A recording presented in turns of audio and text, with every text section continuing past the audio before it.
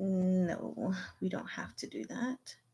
Okay, I will put this on and vibrate. So how many seconds was that? 17? Okay. Now let me make sure.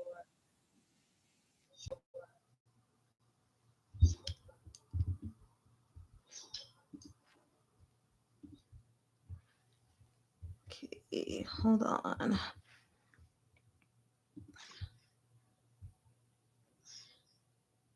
Oh, I should probably say something to test my own sound. Oh, that's good. Okay. Don't want to go in again. So, just waiting. Okay. I see someone has tuned in. I don't know who you are, or it looks like two someone's. Hi. Also, where am I turning this thing to? Okay. I think that's fine. Okay, it is 7:01, so I am just going to wait a little bit. Hi, Ritu. It's nice to see you. How are you doing? Okay. All right. I was trying to figure out where I was going to set myself up this evening because it was hot in the other room with the lights being a little too close. So, I think this is a good spot now. All right. Let's go ahead and click this here.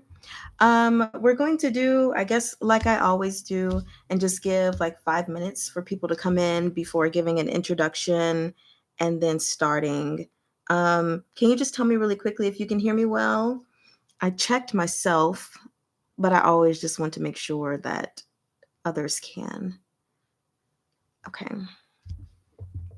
cool. Okay, hi everybody. How are you guys doing?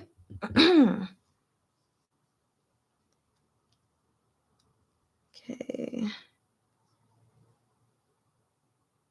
Here we are. Okay. So, anyway, Ritu, how are you? What's been going on in life with you? I guess if you want to share that.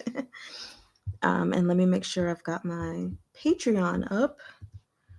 Okay. So, this live session is a bit later than I originally wanted it to be, but that's okay. Mhm. I feel like I need some elevator music for the first 5 minutes. Okay.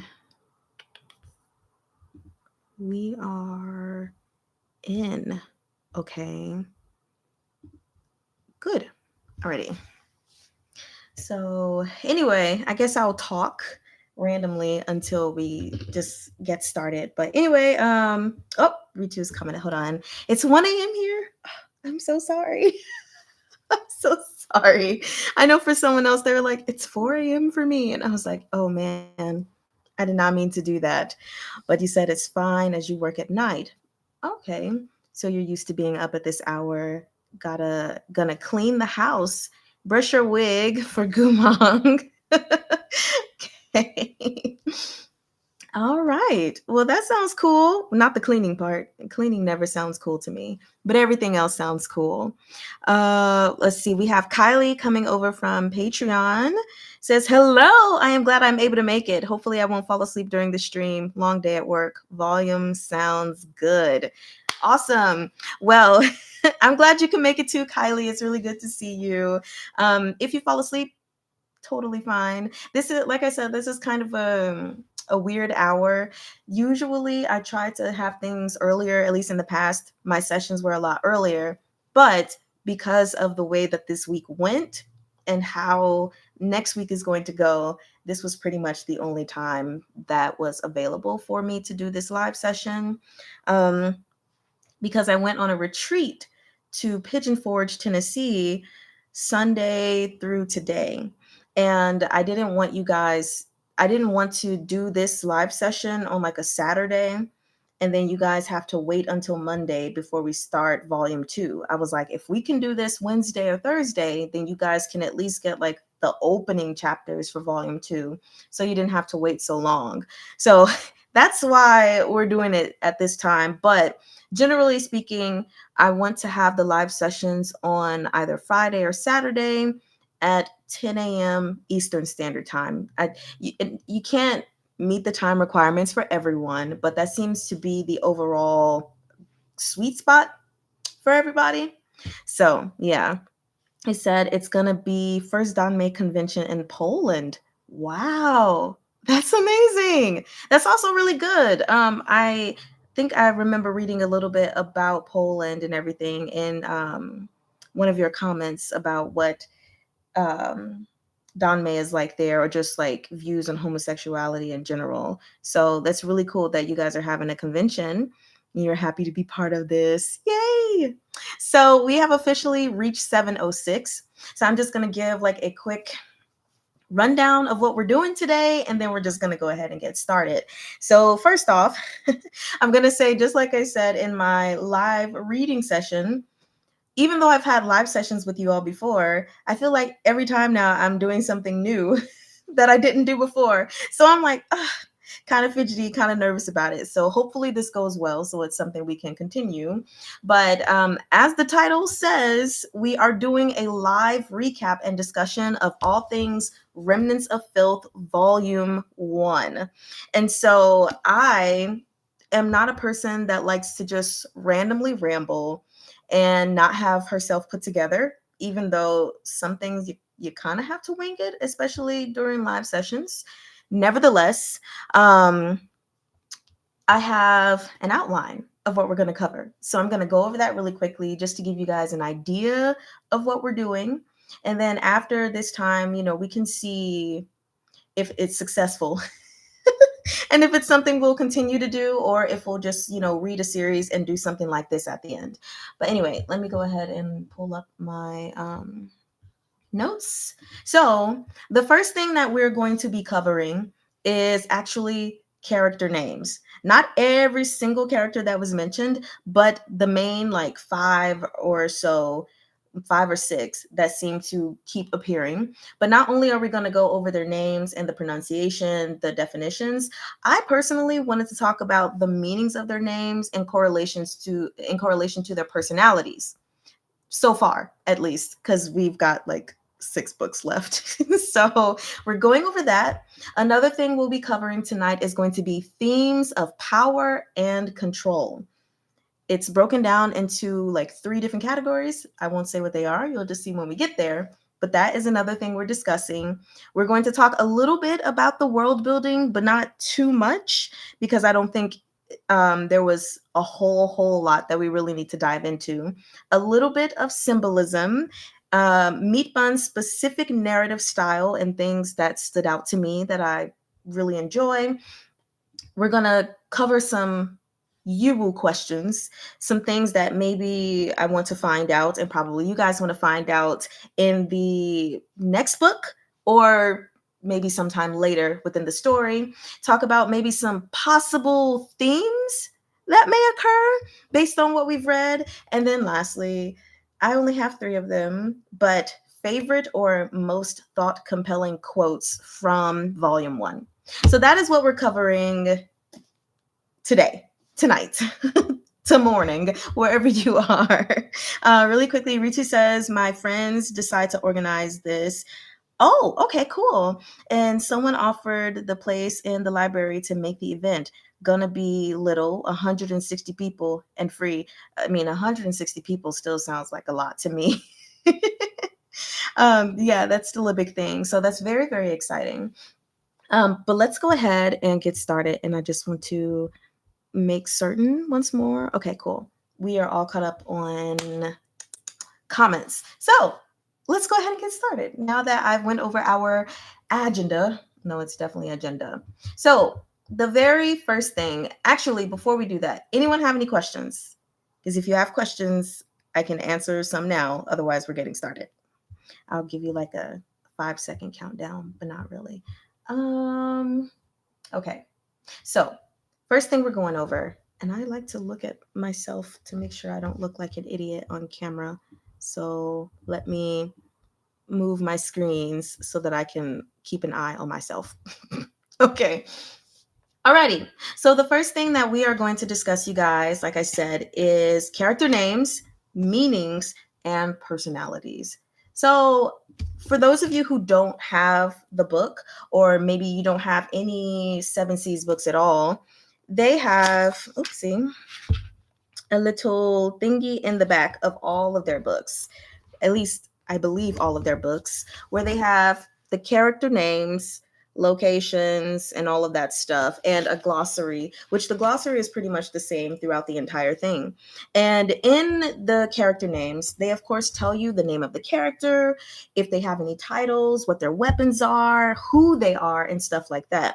I'm not going to be just reading from this, but I did just want to let you know, in case you didn't know, that this stuff is back here. And for those who like to get all that information and read, you definitely can, whether you have the physical copy or the ebook. So we are going to first cover who's also inside of the book as the number one person, Moshi.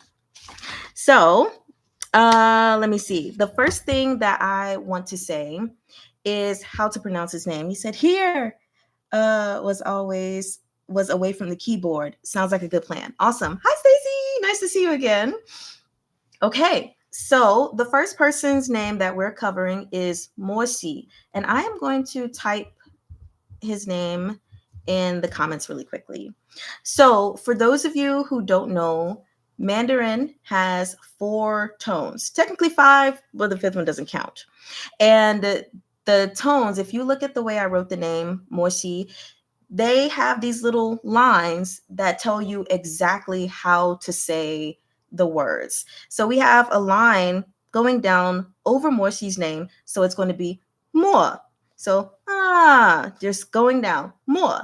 And then C is going straight across. So Morsi is how you pronounce his name. And for those of you who are like, how am I saying the X? You can just say SH, she, if you want. But if you want to be a little more accurate in it, what you would do is still say she, but place the bottom of your tongue, your tongue behind the bottom of your teeth and see and make your mouth wide. So that's like a really, really short Mandarin lesson there for how to pronounce his name. So not more she, but more si, like that. So anyway, Morsi. More, much like Morjan from Robot Buchiro's Arha, means ink. Simply put, like ink in a pen. And then Si means to extinguish, for those of you who have not read the back of the book. And so when it comes to Morsi's name, I think of it starting with ink. We're just going to separate it as well. Ink, when you think about it, you put it on a paper. It's not like pencil, right? You can't erase it. You can't get rid of it, although people have come up with different ways to try to fade it out and stuff like that. But when ink spills on something, it's a stain. It's something that is very, very hard to get rid of, which was interesting because, of course, after the prologue, the very first chapter was stain. And so then we have the next thing, which is extinguish, which of course is to stop something. But in relation to Moshi, I'm going to say that he is the extinguisher. But let's go ahead and I guess break down my thoughts on that. So obviously, Moshi isn't literally writing something down with ink, but I view Moshi as a recorder of sorts, even though technically we know from the prologue that Gumang was actually the writer who, wrote about their lives and everything. But I mean more so like a mental recorder, just preserving all of the events that have happened between him and Gumang and everything that has just happened over all of these years, what the 7, 8, 9, 10 years, something like that. But preserving those memories. And I feel like it symbolizes some kind of depth and permanence of his emotion, like leaving lasting marks with ink. So again, right now, we haven't really gotten all of the good moments. So everything feels like a stain. This is more so in the negative perspective, something that Morsi just can't let go. No, even with all the distance, with all the years that they have not been together, as soon as he saw Gumang again, I mean, it was pretty much all over. So then, talking about extinguish, see his first name, if you will. Um, I personally think that so far, what we've gotten is a reflection of his character and his ability to kind of calm things down. Whether it's like a chaotic scenario or keeping the emperor from doing something that could, potentially make him be painted in a new and horrible light. So I guess we'll go ahead and delve into some examples. But I just kind of feel like Morsi, even though he's got a lot of calamity going on internally, I feel like he has the potential and he has shown that he can pause the calamity outside of him. And he has a lot of restraint, and suppression, which is not good all the time because, that suppression can explode.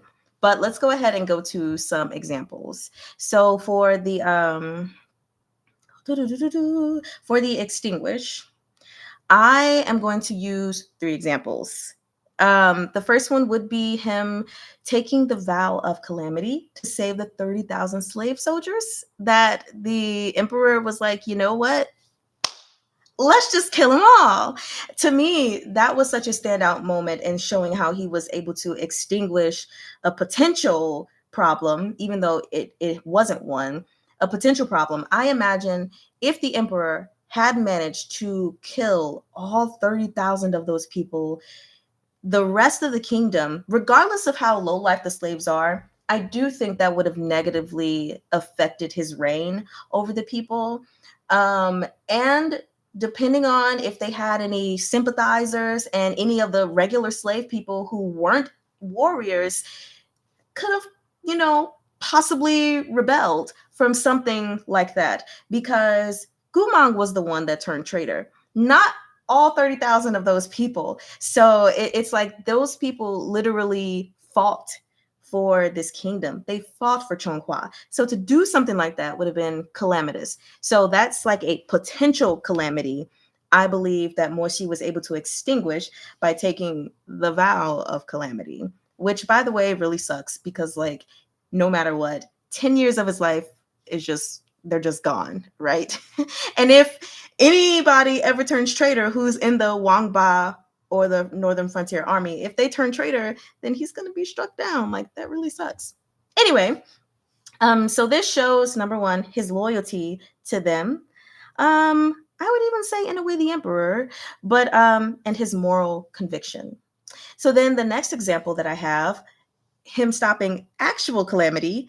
I'm sure you guys can think it's when the chapter, I think it's the exact words, Gumang goes berserk. Hold on. Let me check if that's the name of the chapter. Yeah, chapter 20. Gumang goes berserk. No matter the people there, even Mu Zhonglian himself could not stop Gumang from going crazy. Morsi was the only one who managed to do so. And if he wanted to, which he didn't, he could have killed Gumang right then and there. But I imagine if Morsi didn't show up, Mu Zhonglian would have been killed. Probably other people would have been killed and hurt, injured, So that is one thing that he was able to extinguish. And then the last thing I will mention is the most painful thing from the last few chapters at the end of the book is him lifting the demon summoning talisman from Gumang. Of course, in that scenario, Gumang was being used as a puppet by Li Qingqian, or maybe not Li Qingqian, maybe he's possessed, fortune to a sword spirit, but it's deeper. And he was not in his right mind, basically. He was just following the command, but Morsi was able to extinguish that before things got worse. So, talking about Morsi and his name, I do think because, especially when we read American novels, a lot of times people just have names and they don't really mean anything unless maybe it's like, I don't know, fantasy. I don't read American fantasy novels. Maybe, but when it's just like in regular worlds and stuff like that, there isn't as much intention behind people's names, but I feel like in all of Danmei, the authors have intention, you know? And right now we're talking about Meatbun. And so I feel like she wants us to view him, Moshi, as this person who never forgets, you know, which is a good thing and a bad thing. You know, as far as his forgiveness and hatred and everything for Gumang, he has never forgotten the good times that they had, which is why he has this internal struggle.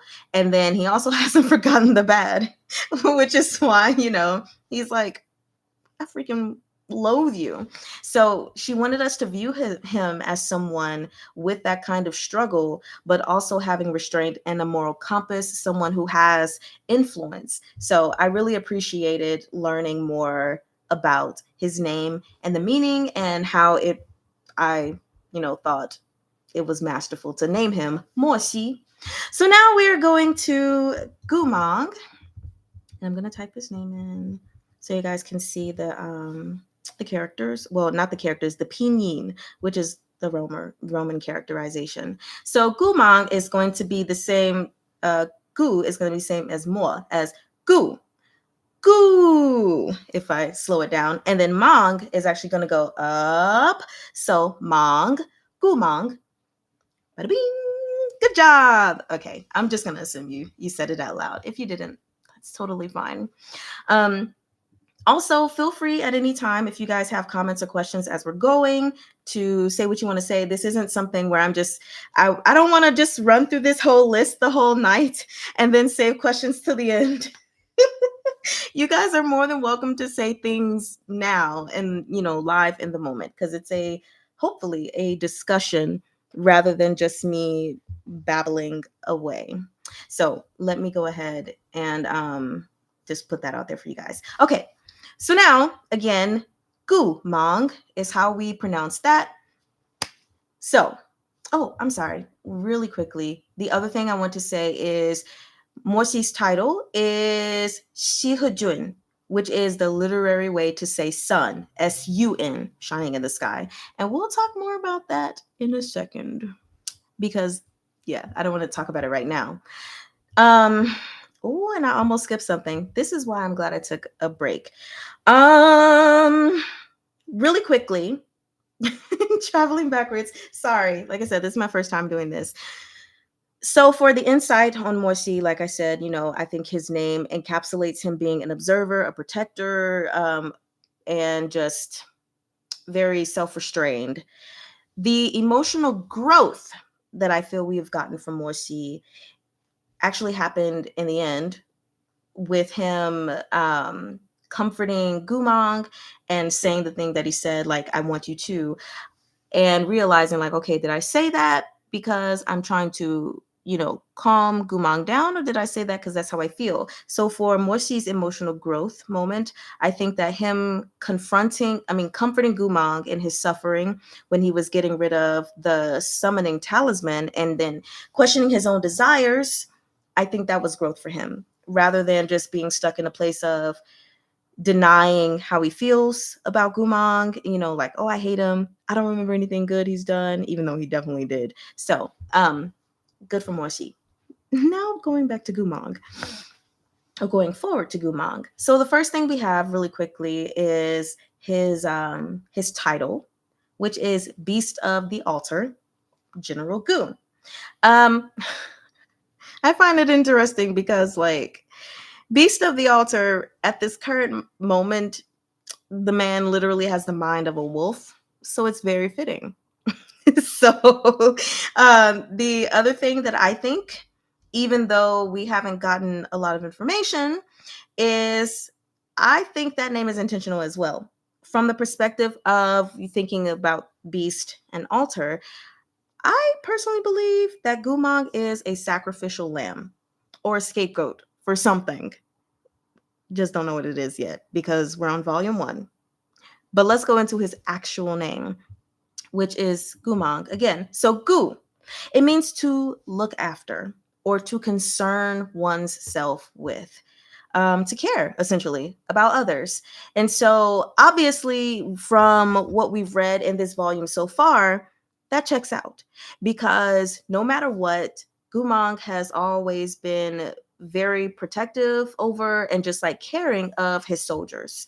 You know, he just has this instinct to want to care for them. Like when they go out to eat, he's like, don't worry, you guys, I got you covered, and everything like that. Or even when we think about him pretending to be Muzhong Lian to help the sick villagers, he has a heart for the people. And it's one of those things that it sucks, because in spite of his own mistreatment that he has faced and is currently facing, his instinct is to help and protect others. You know, so he hasn't allowed that to harden his heart, because it could go that way. You know, hi NFS, nice to see you. um have a good night.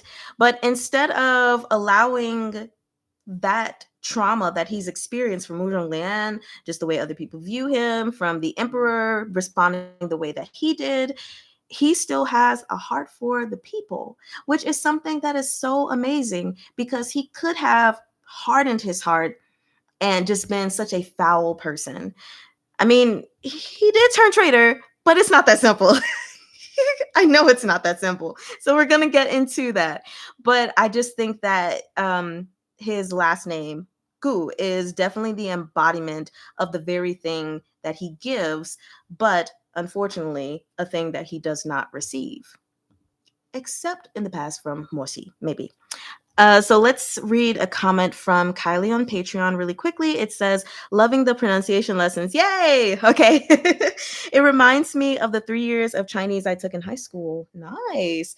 You took Chinese in high school? Nice. That wasn't even an option in my school. You haven't really kept up with it, but this is wanting me to pick it back up. Yeah, while still continuing to self-study Spanish and Japanese. Well, you're already studying a lot. If you decide to pick up Mandarin, I wish you the very best. I had put it down as well, and I want to pick it up again next year. It was just a lot going on, and I needed a break from it. But I want to get back into it, because I'm like, if I keep pausing, then I'll never conquer the language, you know. So, and no matter how many Chinese people, when I talk to them, I'm like, oh, 你的发音这么好, or 很标准. I'm like, but it's still not enough, you know. So, with blessings to you if you decide to get back into it. It's not as hard as people think, but you know. So next we are going to go into Mang, which means bewilderment, confusion. What the F is going on? That's the definition of Mang, which I think perfectly reflects him. Obviously, he's confused. He's got a very scarred psyche right now, thinking he's a wolf. He doesn't have any memories. He barely knows how to speak English, like having to learn the language again. And it's like, what is loyalty? What is everything? Who are these people? And then just basically relying on survival instincts of a wolf. And then the isolation that he's been having, I feel like, doesn't help provide any clarity for him.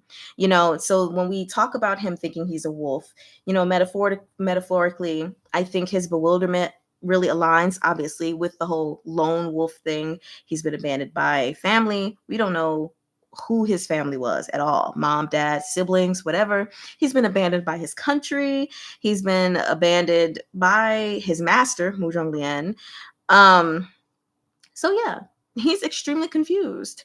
And you know, it just really sucks. But there's also, like I said, his lack of ability to understand even before he lost his memory. If we go back in the past for when he and Morsi were still together secretly, I think there was even bewilderment then, where he was having a lack of ability to understand what true love was, what affection was, you know, what ardor, what genuine ardor from someone was, you know, which he received from Morsi, which is why he would say things like our beloved Wei Wuxian, and you don't know, men sleep together, it's whatever.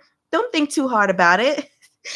Because he never experienced love from others, you know, except for Morsi. He doesn't know what home feels like. He didn't know what home felt like. And so I think that bewilderment definitely fits his name. Um, Stacy says, I am really looking forward to really meeting Gumong. Yes, but I love how his name suits him with what we know so far. Thanks for explaining this. You're most welcome. And yes, I do think his name suits him. And it really hurts because I'm in we call ourselves the ARHA group chat because that's how we came to be with each other in this group chat for like the past year and a half, 2 years or so, almost 2 years. And several people in that group, they're like, oh, I just feel so bad for Morsi, and why did Gumon do him so dirty? And, even talking about further in the books, I guess, when he does recover his memories or something, I don't know. And for me, I'm just like, but Gumong, like, you have to understand, like, don't you understand the hurt and pain that he went through? And one of the ladies is like, I do, but the way that he treated Morsi was just so sucky. And I think it's because I understand Gumong on a sympathetic level and not just an empathetic level, that I'm able to feel more for him than I am for Morsi. So personally speaking, Gumog is bae. Gumog, he's my little cuddly little bear, even though he's a wolf. And I just want to hug him so much. So anyway, that's my little spiel. But again, going back to his bewilderment, I would say, like I said, his bond that he had with Morsi, he's completely forgotten about that. Again, him not understanding the human language, but also even him not understanding like what people are calling him or referring to him as a traitor, and not understanding why people are being so mean to him. Meatbun didn't like dive deep into Gumong's thoughts, but I remember that spot in that scene where he was just like, why is everybody being so mean to me? And I was like, poor baby doesn't even know what's happening. And that's so, so sad.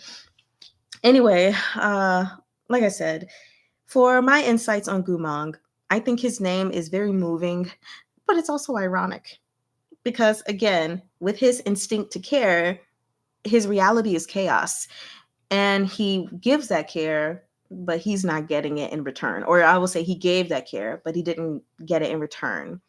And it's just sucky because those who care the most are usually the ones who suffer the most. So let us move on. Really quickly, let me look at the comments. Ritu says, I love language lessons too. It's always interesting. As a teen, I wanted to be a translator. I thought about doing that once too. It's just magical to see how languages work. I agree. Yeah, Stacy is Team Gumong. Go, Stacy. Me too. Team Gumong all the way. Can't tell me nothing else. I don't care what he does. It doesn't even matter at this point.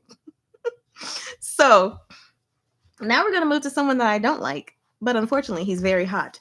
And I'm just going to go and see really quickly if I can find his image again and share it with you all so that we can talk about how hot he is, but how cold he is. Hold on. It's in one of these notes. I mean, one of these sticky notes where yeah. We are about to talk about this sexy beast. Look at Mu Zhonglian. Meatbun. Why did you make him look that good?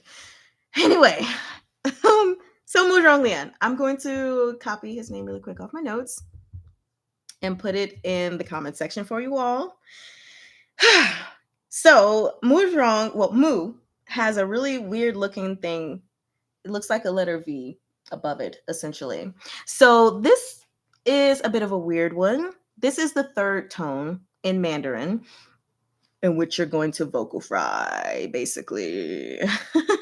And then you're going to come up just a little bit. So, moo, moo, moo. Just like that. Don't even try too hard. Just moo. If you want to do moo. Don't even worry about rising, because the next tone for zhong, it goes up. So, zhong. So, mu zhong.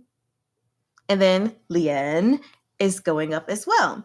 The other thing that I want to mention about zhong. So you can say mu rong if you want to. But if you want to have a more accurate accent, you're not going to do a hard American R, okay? Because this isn't America. This is Chinese. So with wrong, you're going to put like I spell it like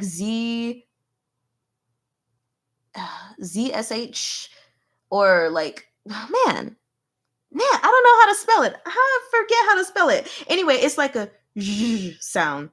Z, like Z, I don't know. But zhong, instead of wrong, mu zhong. Hopefully you understood that. We'll just go with ZSH. Like not sh, but not j either. Somewhere in between j and putting that in front. Muzhong Lian. So there we go. Hopefully that was understandable. Would you guys believe that I, did teach English as a foreign language? I don't know if I should teach Mandarin as a foreign language. Actually, I did. I taught my siblings, and my baby sister caught on to it like a fish in water. Man, it was crazy. Anyway, getting sidetracked. We're going to talk about the sexy beast, Mu Zhonglian, who I don't like. So, for Mu Zhong, that is just, the historical surname often associated with nobility. At first, I thought about looking up the specific characters and seeing what they mean and everything, but I decided to leave that alone because the most important thing for us to know, I think, with his character is that his surname in this book is historically associated with nobility. That is what we need to know about Mu Zhong. Now, the crazy thing, when we talk about Lian, it means mercy, compassion. Does that even sound right to you? It doesn't. Mostly because he doesn't have it. Okay? Mu Zhonglian has not even an ounce, not even half an ounce, a quarter of an ounce of mercy. So I feel like Meatbun is just being ironic, maybe, because where is that? He is nothing but a cruel being, yet he personally expects people to show reverence to him. And unfortunately, that is what people give. When we think about the scene where Mu Zhonglian talked about his little gathering at his home, and all the people around were sucking up to him and trying to make him laugh and everything because it's Mu Zhonglian, So everybody is trying to get in his good graces. At most, because, synonyms for Lien's name, for mercy, compassion, one could also say pity. I would say that he pities Gumang, but in a twisted way. And that he tests him instead of giving him genuine help, and just likes to insult him also underneath compliments. So let's his name is a lie. Yes, Stacy. I was like, Meatbun, are you lying to me? So yeah, so we're gonna go into his name just a little bit more, but really quickly, I also wanted to say that Wang Shujun, his title means moon. It's the literary way to say moon.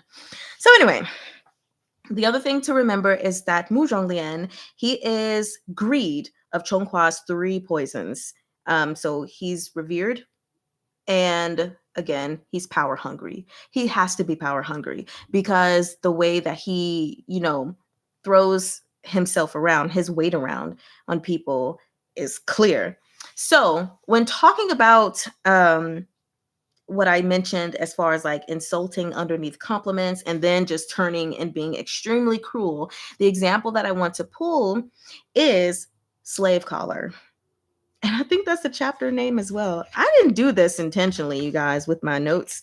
Uh, chapter 11, slave collar.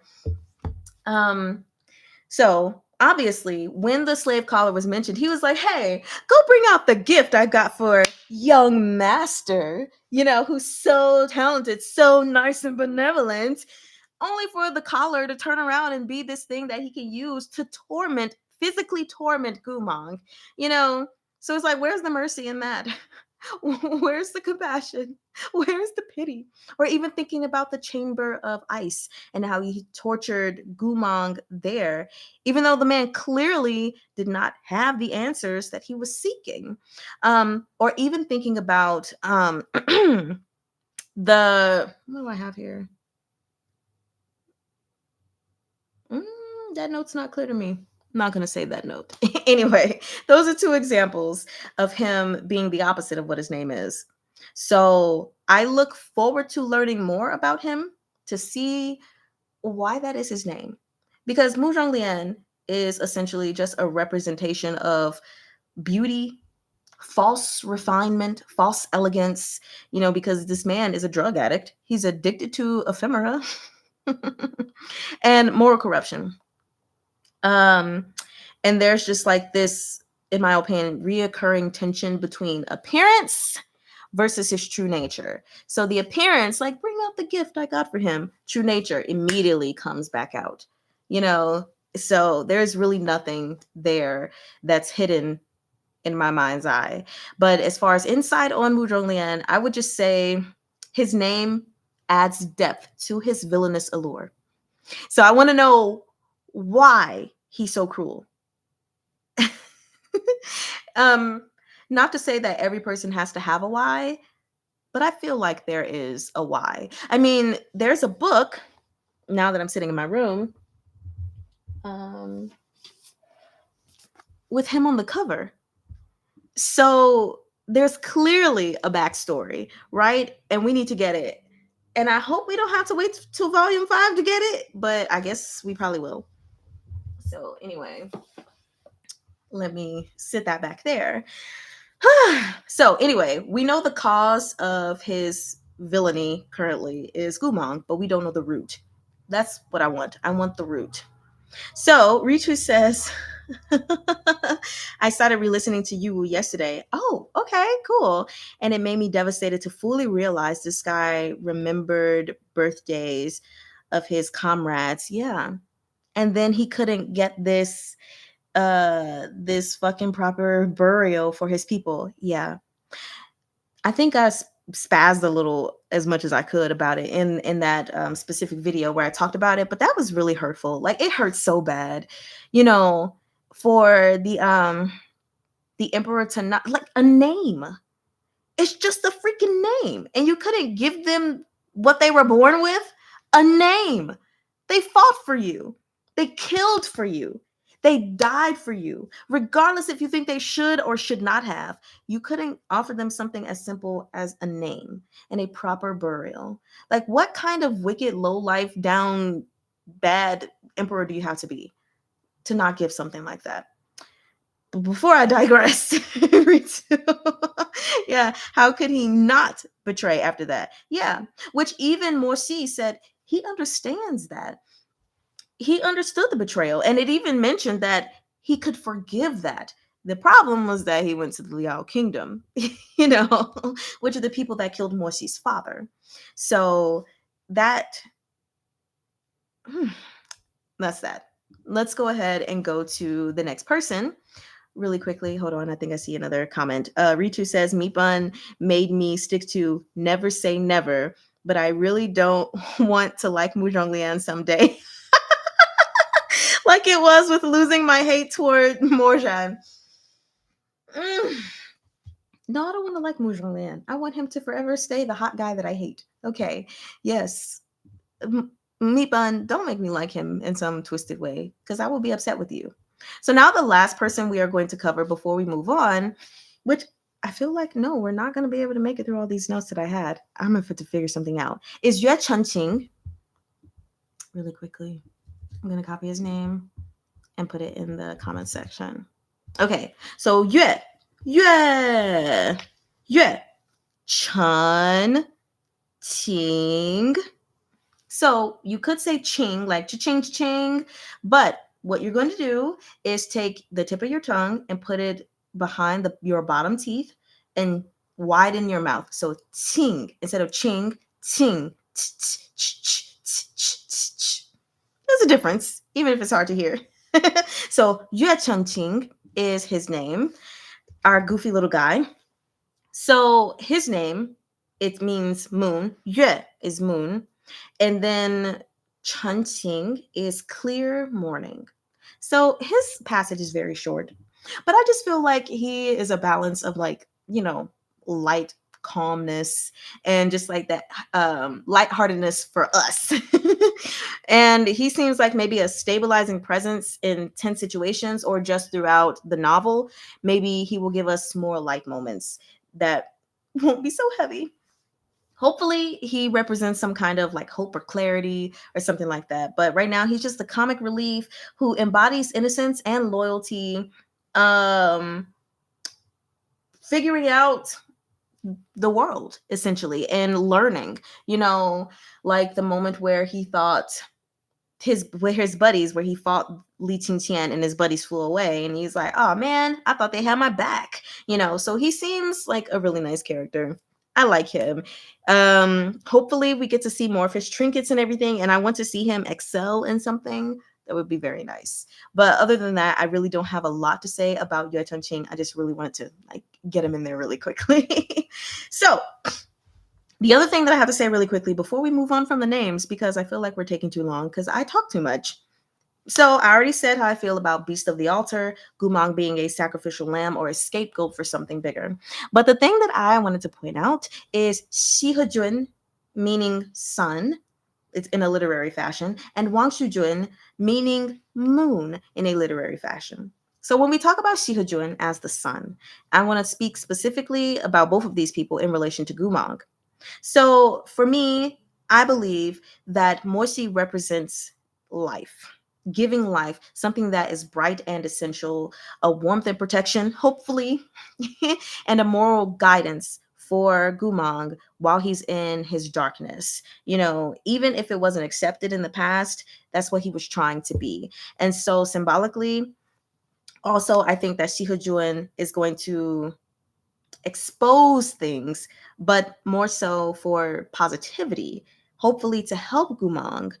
Whereas with Wang Shujun, who represents the moon, first off, the moon requires the sun in order to be visible. Not saying that Wang Shujun wouldn't be visible, but so far he's been seen as the antagonist of the two main characters, of Morsi and Gumang. So it's like he needs Morsi. He needs Gumang. He needs to antagonize them in order to have some kind of relevancy or importance. And his actions are really shaping things in the story. But I see also how I said Shihejun is the sun exposing things, but for positivity. I see Mu Zhonglian as illuminating, which the moon does do, illuminates things for us in the night, even if we can't see as well. But the difference is he does it to show vulnerabilities, to destroy, to expose trauma and weaknesses and not nurture those things. So that was the other thing that I wanted to mention that I thought was really cool on Meatbun's part. Now we're going to go on to the next section, which is themes of power and control. So hopefully I can get through these really quickly. Point A, political and social power, which I know Ritu, I saw you comment on it in the comments, one of those comments. But we have this imperial authority and pretty much everyone else versus the enslaved soldiers. So this is something that I can appreciate. The book, this so far, the series is not one note or one dimensional or everything, but we're getting to see different facets of many things. And one of those things, like I said, is the political and social power, where we have the old emperor who at least respected someone who proved their worth. And he gave Gumang his titles. He gave him his due respect, only to see the next emperor come around and completely take away that. And then even thinking about again how Morsi had to take that vow of calamity in order to keep those soldiers from being. So it shows how one's moral convictions can challenge and change political control, but we'll see how far that stretches. Yeah. So moving on to the next thing, as far as power and control, we have Gumang as both a pawn and a threat. simultaneously. So obviously there's Gumang's defection to the Liao kingdom and the manipulation that he has gotten from multiple powers, I think reflects how these individuals, how this individual, Gumang, is valued. Even if he's being told by people like Mu Zhonglian and now all of Chonghua that he is worthless. Clearly, the emperor values him, if not for anything else but the information that he holds.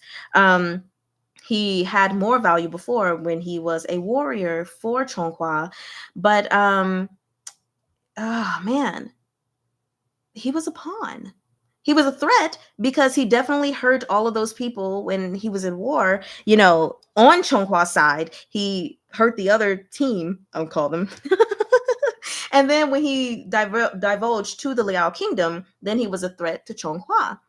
So then we also have the Liao kingdom using him by implanting the malevolent chi inside of him. And then we had, the stuff that happened in the Dream of Longing when he was used then to fight Morsi, or even him being put onto the Bamboo Warrior and having to be moved around that way. I think about even the demon summoning talisman. And these are just all physical manifestations of him being used as a pawn to do whatever someone wants him to do. And yet he himself never has any control, over the things that he wants to do, which I imagine is probably very frightening for him, especially now that he has wolf brain. I feel like when I say wolf brain, that takes away from the heaviness, the seriousness of it. But I'm sure it's frightening for him. And even though this is good, again, when I think about the red lotus sigil that Morsi put on him, it was a great source of protection. But again, it's something that he himself does not have control over. It just sparks when he is in danger of being physically hurt. So the next type of political power, theme of power and control is going to be, the magical and the cultivation world, which we don't have to talk a lot on that. But just to see how a lot of people have control over people's lives and literally their deaths. Because we have Li Qingqian, who was by someone, we don't know who yet, cultivated into a sword spirit who consumes hearts and flesh, which it's like turning people into tools, by doing that. And then again, demon summoning talisman, need I say more about that? Creates puppets. But even thinking about Li Qingqian and what he did to all of those ghost women and having them rise and do his bidding. So it's like even people that are dying are not having to say over what they can do in their lives, or their deaths, which is really sucky. So there's that. And then finally, the last piece of control we have is psychological and emotional control, focusing on memory, trauma, and manipulation. So of course we have Gumang's trauma and his memory loss, which of course allows for people to even more easily handle him and speak to him how he sees fit, because he doesn't know what's going on. He doesn't even know the power that he wields, even with his cores gone, that, the man can fight. It's like he doesn't know what he's capable of because he's lost his memory. And then let's see, I already talked about the Dream of Longing, so not gonna talk about that again. But we have Mu Zhonglian constantly picking Mochi's sore spot, which is obviously Gumang, and his supposed relationship. So just thinking about how he's constantly picking at Morsi to psychologically mess with him and emotionally mess with him, and he's trying to control him, even though he's not getting anywhere just yet. But we know that he's constantly pushing at him, even in the past, constantly pushing at him because he wanted to see Morsi explode. And so we'll just see what happens with all of that. Whew. So now we are moving to world building. Really quickly, 1 second. Okay. Make sure I didn't miss any comments. Okay, no, we're good. Cool. So now moving to world building, which, like I said, I don't really have a lot to say on this because It wasn't necessary. So far, for anyone who comes and watches this video and you're like, well, first off, you got some spoilers in here. Sorry, not really though, because it's a live recap and discussion. But we have Chonghua and we have the Liao Kingdom.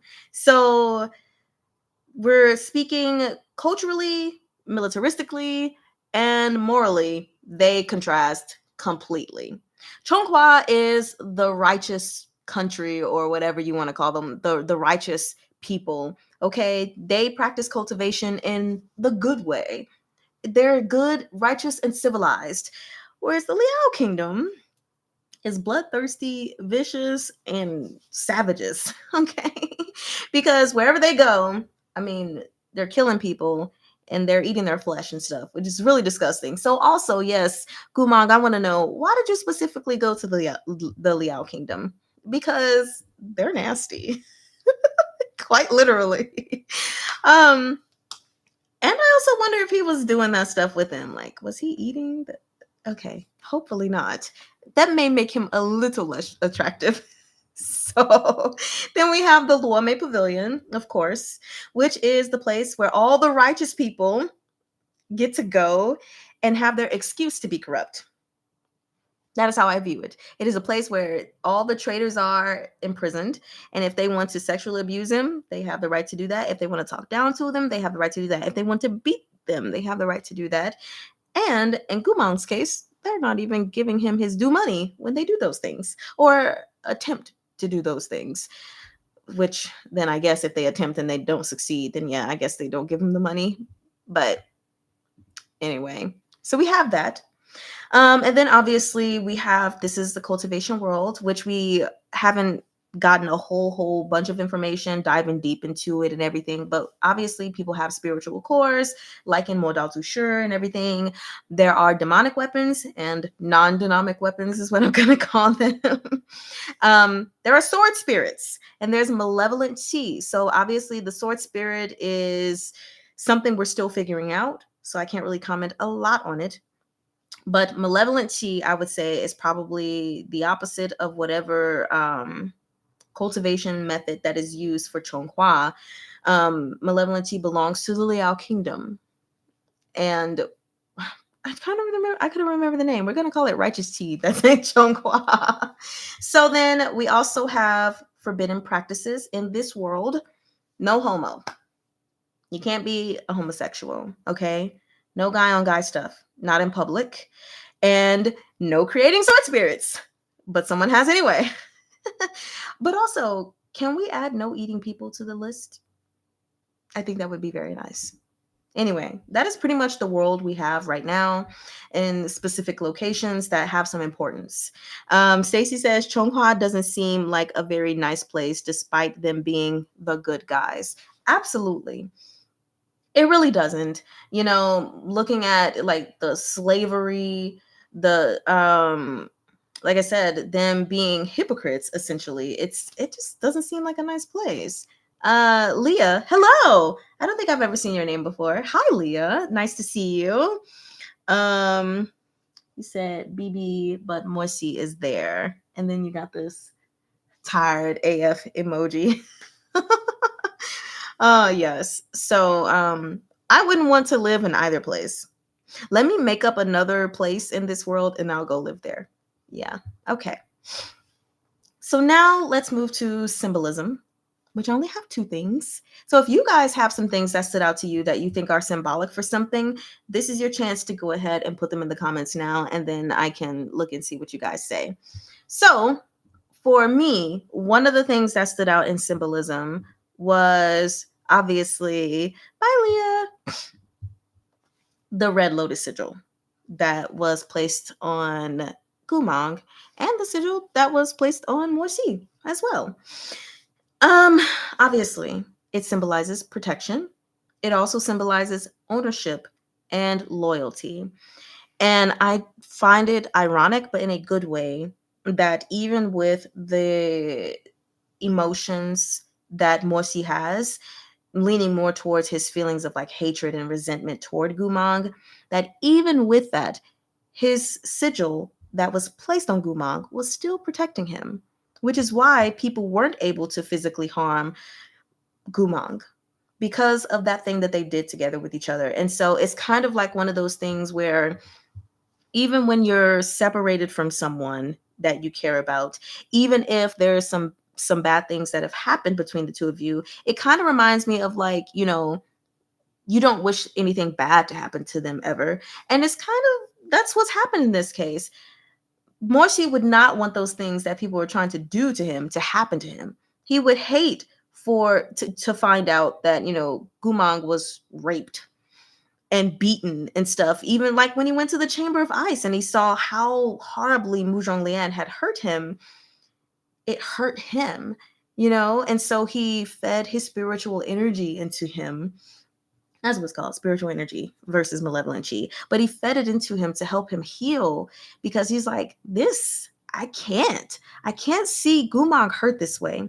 And so it was nice seeing that sigil there as a physical manifestation of Morsi still protecting him despite the rift that is currently between them. And again, I do still see it as a form of ownership because I know Morsi struggled with this whole concept in the past of Gumang belonging to Mu Zhonglian because of him being a slave and everything. But I do feel like personally that this red lotus sigil represents ownership in a way, as Gumang's way of saying, he's mine, don't touch him. So, yeah. Then when we move to the bamboo warrior, this is my only other symbolistic thing here, which I also feel shows loyalty, control, and is blurring the line between animate and inanimate objects. I'm hoping we'll see. But the reason I say that I feel like it represents loyalty is because, number one, it never strayed away from its goal. Like it clearly knew who the targets were when they were in that cave fighting off the women. It wasn't just willy-nilly going all over the place. So the who did he say it was created by his fourth uncle, by Yue Chengqing's fourth uncle. He created this warrior and clearly has put some kind of mechanism or consciousness or something in it so that it could know who to protect, who to fight. Because even thinking about the moment where Morsi had put the barrier so that he could protect Gumang, the warrior was like, oh, it's like, I want to fight. I want to protect. And so I was like, is it possible that there is some consciousness that was put inside of the bamboo warrior? Because I think that would be really, really cool. I really, really hope so. And then obviously, I don't think I need to elaborate on how it represents control. Gumang, bamboo warrior. Enough said, right? So let's go on to the next point. Those are really the only two symbolistic things that I wanted to talk about. Let's go.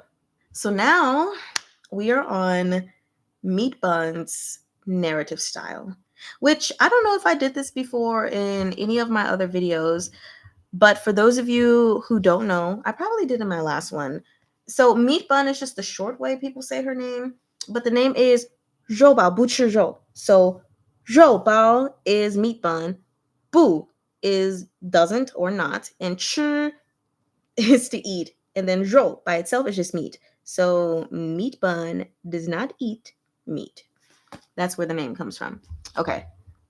So the first thing that I really liked about her narrative style, which I really, if you guys have any specific things, please put them in the comments because everybody likes different things about how a person writes.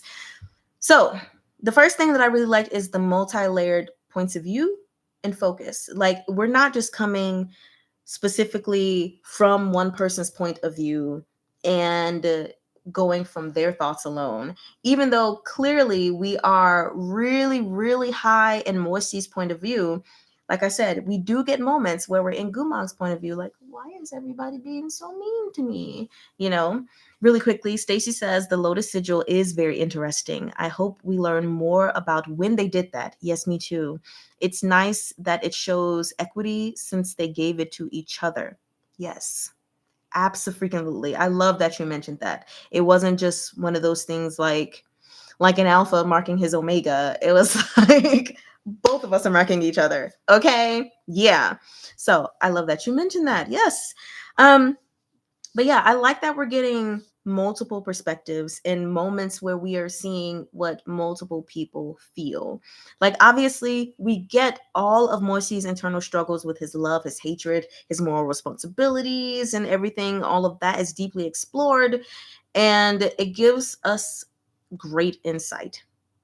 And then we have Gumong's confusion, his trauma, his wolf-like instincts that are presented, you know, and then I'm sorry, I can't stop thinking about I hit you because I'm hungry, which I know that was verbal, so that wasn't really like his perspective inside, but I just thought about it because it's still funny.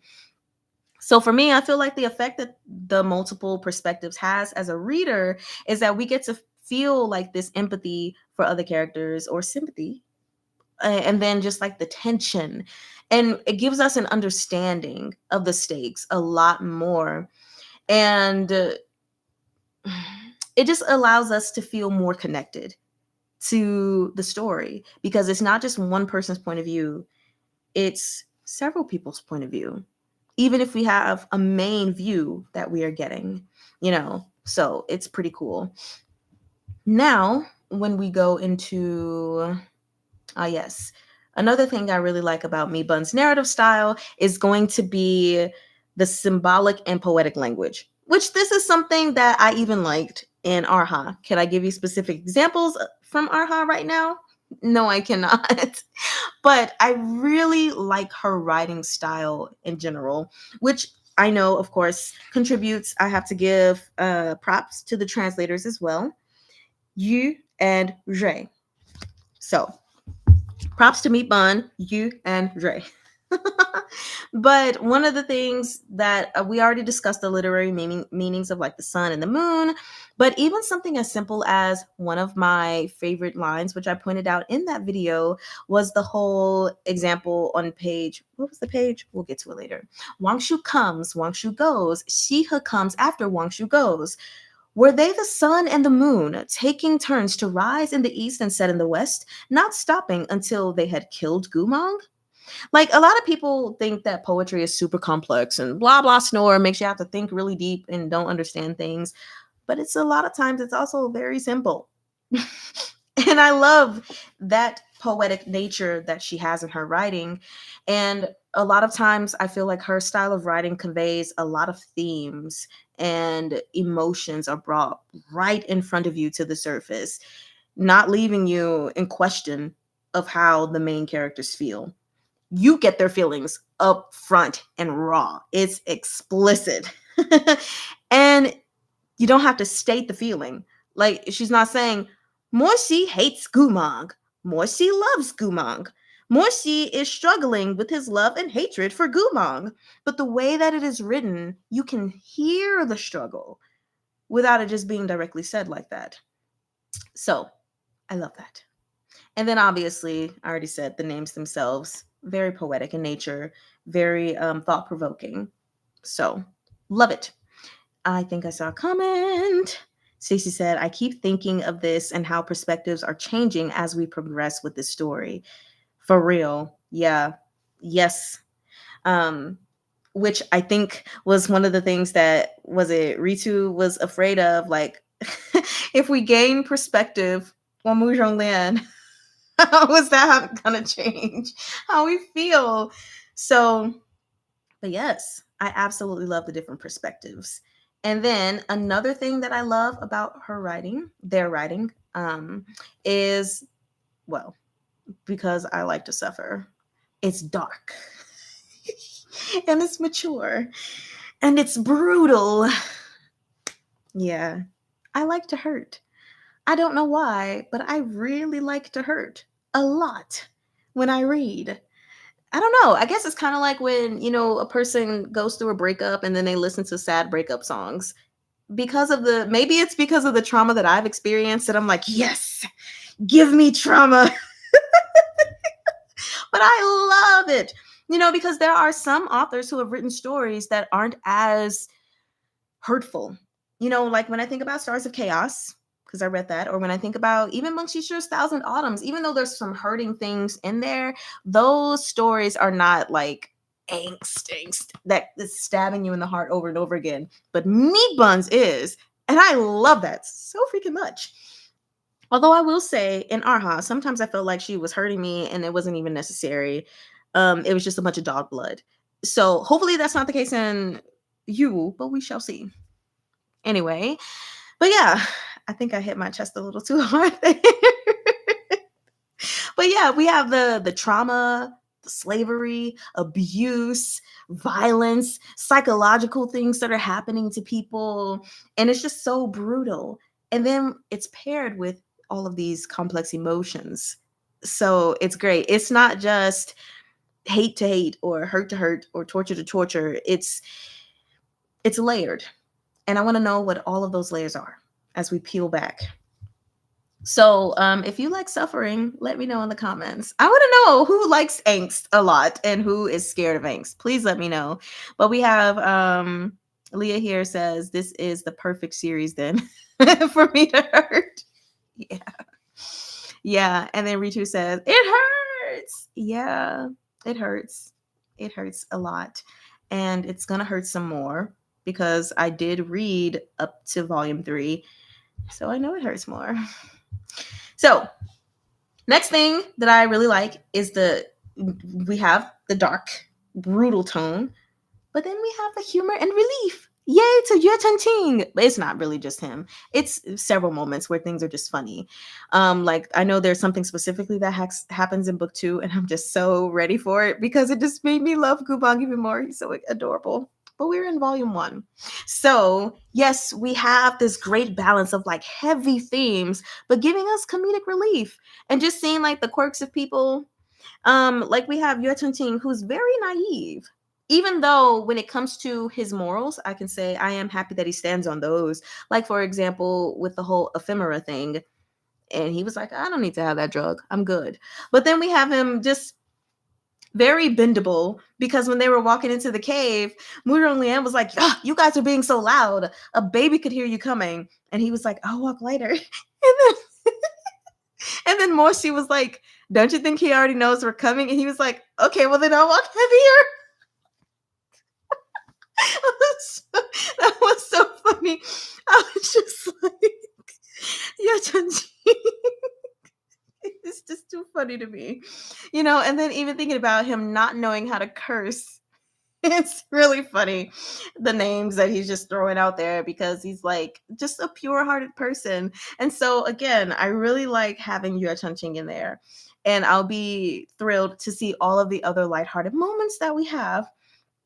Whew. So yeah, these moments, they really enhance the relatability, just those little sprinkles for us. And I think I saw some comments coming in. Oh, I'm thriving in the angst. So Stacy is an angst lover. I see you. Yeah.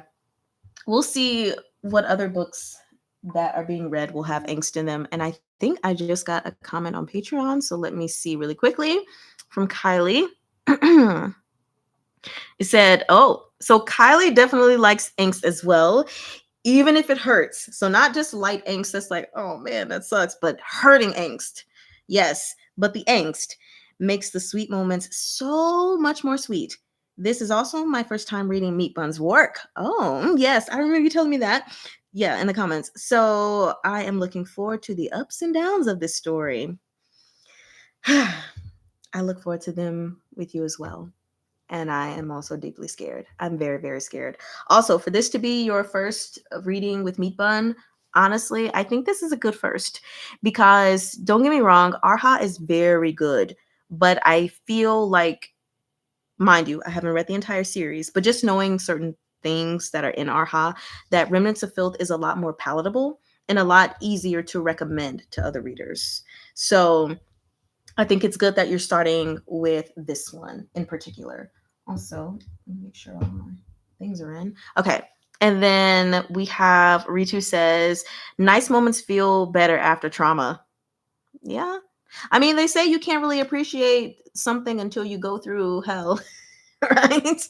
And so it's also helping me go through hardships because those stories show there is always something good after the pain. So it's worth it. Yeah. there's there's always something to look forward to. I strongly believe that no matter how wretched someone's life may be, but that's not to say you can always convince someone of that. Depending on what someone is going through, you know, you can try to help them see the light at the end of the tunnel, but at the end of the day, if they don't see the source of light themselves, or if they don't know what a source of light is, then there is nothing we can do to help. But I do agree that reading these books does really put things into perspective. And it's one of the reasons I really truly love Don May, because I've read many books, and I read a lot when I was younger in school and stopped like in college basically. But none of the books that I've ever read, even though I've learned things and they've been compelling, have touched me in the way that Don May does. I guess this is a really quick segue. But when I tell people that Don May has truly changed my life, not just my perspectives on homosexuality and the craziness that happened with that, for those who watched how I transitioned my beliefs, but it's helped me heal from my trauma. Not necessarily always from reflection and introspection, but sometimes just reading this, it's just been healing for me, because around the time where everything in my life exploded was around the same time that I came into Danmei, and my struggles in accepting myself liking Danmei and going to therapy and everything helped me come into myself and standing on my beliefs and my boundaries, which has helped me grow as a person. And who's to say how much longer it would have taken if I wasn't reading Danmei? You know, one of the things that the woman that birthed me taught me is it's all connected. So it's all connected, you know. Um, Little spiel. Jasmine says, a novel that invokes feelings of the deepest despair and savoring the fleeting warm moments. I keep coming back for more. She didn't put that in the comment. I added that laugh there. But yeah, I really love novels that are able to do that, to pull out the emotions. So, anyway, now moving forward. Another thing that I love about Meatbun's writing style is going to be like the reveals. I won't say I'll call them slow reveals. We'll see how quickly we learn things, but just reveals and layered mystery, which I've already talked about the layered mystery, so I don't really need to go through that anymore. But just when we get a little bit of information here, a little bit of information there about characters, and like we're getting a small little memory, a smutty memory, if you're on Patreon, um, you know, but just these little reveals that we're getting, even within the Dream of Longing and everything that happened with that. And then even with the reveals of, like Morsi going through his, am I comforting him or do I have deeper desires? That's like, to me, that's like peeling back a little layer. So I'm really feeling it. And it really, having these little pieces, these nuggets, causes the readers, at least it should cause us, to try to piece things together ourselves. I think, like trying to figure stuff out. Like, what's the motivation of this character, that character, or like what's going to happen next, or what happened in the past to make this come to be. So I really like that she gets us invested by giving us little breadcrumbs, like even I would say a small reveal of like, oh nope, the emperor did not allow the killed soldiers to have a name or a proper burial. It's like, that's just a little piece of the puzzle. Why we can be like, oh, so that's probably a contributor to why Gumang turned traitor. Okay, what's another reason? Give us another crumb so we can know, until that crumb has turned into a full slice of bread, and we can chew on it for real. So Stacy says, I love the sneak peeks into the memories and characters' thoughts. Keeps your mind opened. Yes. Because it's like you might be thinking one thing and it's like, skirt, actually. So yes. And then Ritu says, yes. Nothing had ever touched me that deep as Danmei does. Yeah. Going back a little bit, I am literally talking about them with my therapist, and it made me move forward with so many things in my life. Yeah. I had to talk to my therapist because I was like, wait a minute, changing my whole worldview here. Hold up. So now, the last thing that I won't say it's the last thing I love about Meatbun's writing style, but it's the last thing that I wrote, is the complex interplay of emotions and actions, which again, not something that I have to go deeply into because I already talked about it, but just putting it here as a point. So obviously, the sequences of actions are very heavily intertwined with emotions, and it kind of just makes you think. Okay. Let me see this note really here, right here. Okay, I'm not gonna say that. So actually, no. The one thing I will say, yes, the complexity of emotions and then the actions that follow them also do show how um the costs behind actions, the costs behind certain magical things, or the cost behind certain things that happen in combat. For example, the cost of, again, mentioning the vow of calamity, that emotion that Morsi had to protect those 30,000 soldiers, because of his own moral compass, cost him 10 years of his life, and could cost him his life in total, you know. Or even if we think about removing the demon summoning talisman, using that thing, first off, before removing it, the cost of using it is that one must know how to use it well, which Li Qingqian did not, which is why Gumang was able to get confused. And then he used it in, desperation. And then we have the cost of removing it was to hurt our poor little Gumang. So, it's just seeing the decisions that people make, whether they, yes, are trying to control someone, or in these cases, trying to free someone, or even in cases of trying to heal someone. Because when Morsi had healed Gumang in the Chamber of Ice, then when they were in the cave, Murong Lian was like, I wonder how he healed so fast. So obviously nothing has come of that, but to me, it's clear that there's a potential for Morsi to do something that could get him in trouble in the future, maybe with the Emperor. So we'll see. But people's emotions are playing into their actions, clearly. And we'll see the cost of some of those actions really quickly. Let me check. Okay, no, we're good. So moving to the next section out of the narrative style is questions for you. So, excuse me. Obviously, the most pressing question is, who forged Li Tingtian into a sword spirit, and what is their goal? Why was he forged into a sword spirit? What are they trying to accomplish? I really want to know, because obviously Li Qingqian, at least I hope not, he cannot be the big boss. He's not the main boss, right? This is just like a side quest, if you will. And this should be getting solved, I would imagine, in volume 2 before we move on to bigger and better things as we continue to answer more questions. So that is a question that I have, specifically hoping it will get answered in book 2 after they, defeat Li Qingqian, because the dude's got to be defeated. And we have Murong Chui that came on the scene. So obviously he's going to help in some kind of way, which leads to my next question, hopefully being answered in volume 2, but will probably be answered throughout the rest, is what is his role going forward?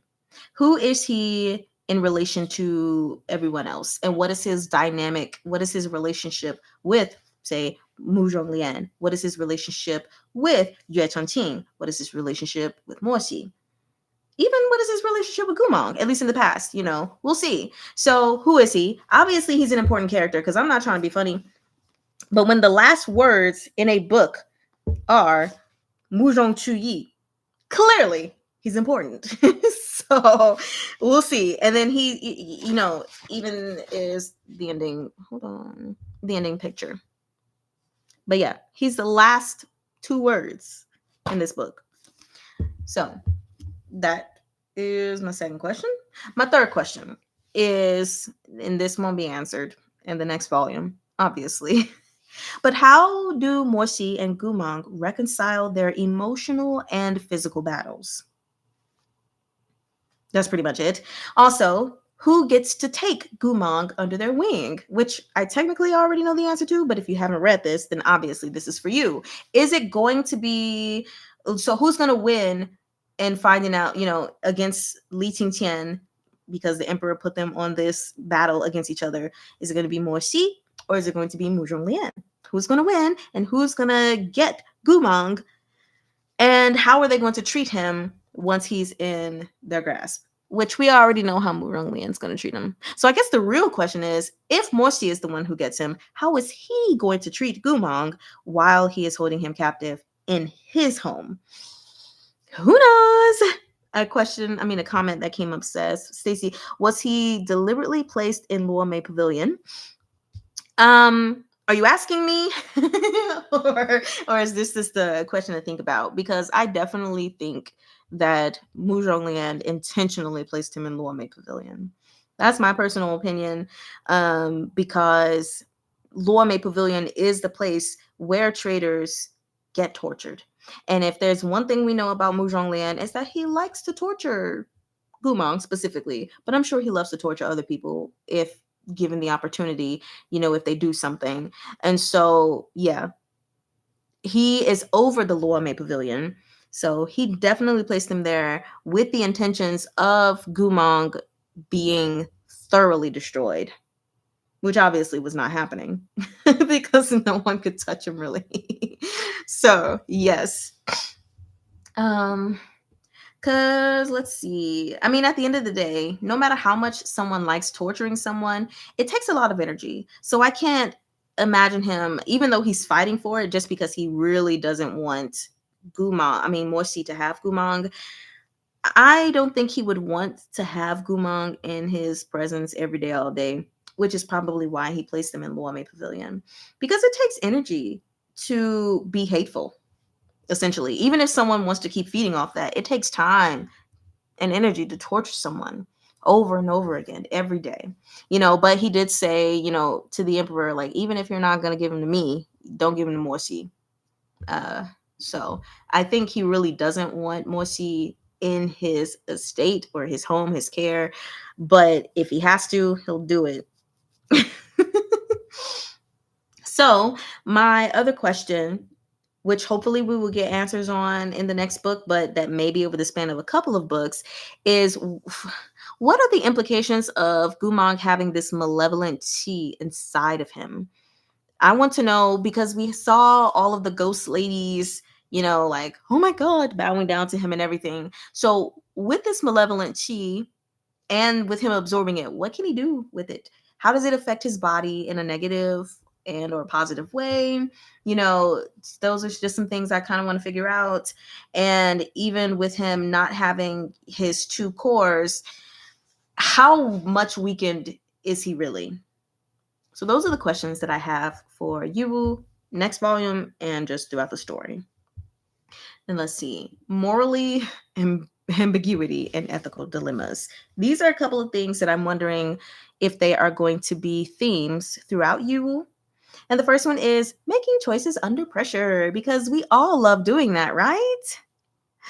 No, I hate making choices under pressure. Actually, in many cases, when people are asking me if I want to do something, especially, salespeople, and like, well, you have to answer now, or, you have 24 hours to make your decision, typically faster. I'm like, if I have to answer right now, then my answer is no.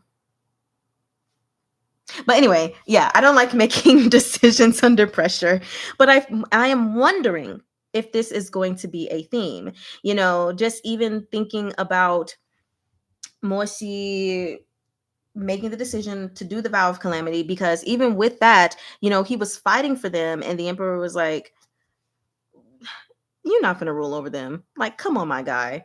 I am not going to have you rule over these slaves with your nobility. And he was like, okay, here's my choice. I'll take the vow of calamity. Is that okay?